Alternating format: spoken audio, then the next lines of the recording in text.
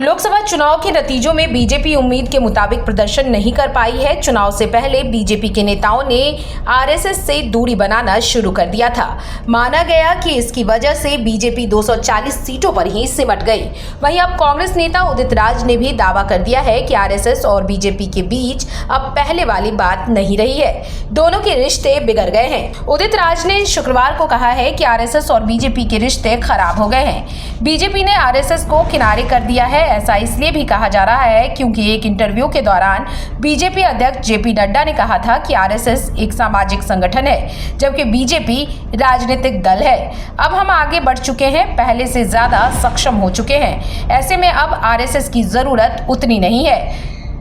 वहीं बीजेपी को मिली हार के बाद आरएसएस के उच्च पदाधिकारी भी लगातार पार्टी पर तंज कस रहे हैं। आरएसएस के राष्ट्रीय कार्यकारिणी के सदस्य इंद्रेश कुमार ने गुरुवार को कहा कि राम की पूजा करने वाली पार्टी अहंकारी हो गई, इसलिए भले ही वह 2024 के चुनाव में सबसे बड़ी पार्टी बनी है, मगर उसे अकेले पूर्ण बहुमत से जो सत्ता मिलती थी वो उसे भगवान राम ने अहंकार की वजह से नहीं दी। हालांकि इस दौरान उन्होंने बीजेपी का नाम नहीं लिया, मगर 240 सीटों के साथ वही सबसे बड़ी पार्टी है।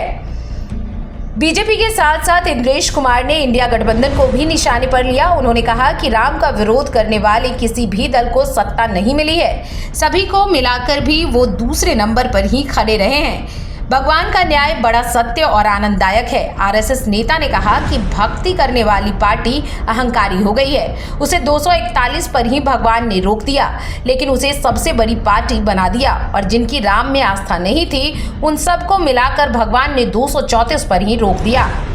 इंद्रेश कुमार से पहले आरएसएस प्रमुख मोहन भागवत ने भी बीजेपी पर बिना नाम लिए निशाना साधा था।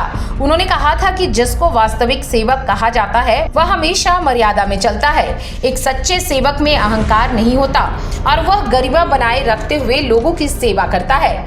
नागपुर में एक कार्यक्रम में पहुंचे संघ प्रमुख ने कहा कि सच्चा सेवक कर्म करता है, लेकिन कर्मों में लिपटा नहीं होता है। उसमें अहंकार नहीं आता है कि मैंने इसे किया है, वही सेवक कहलाने का अधिकारी होता है।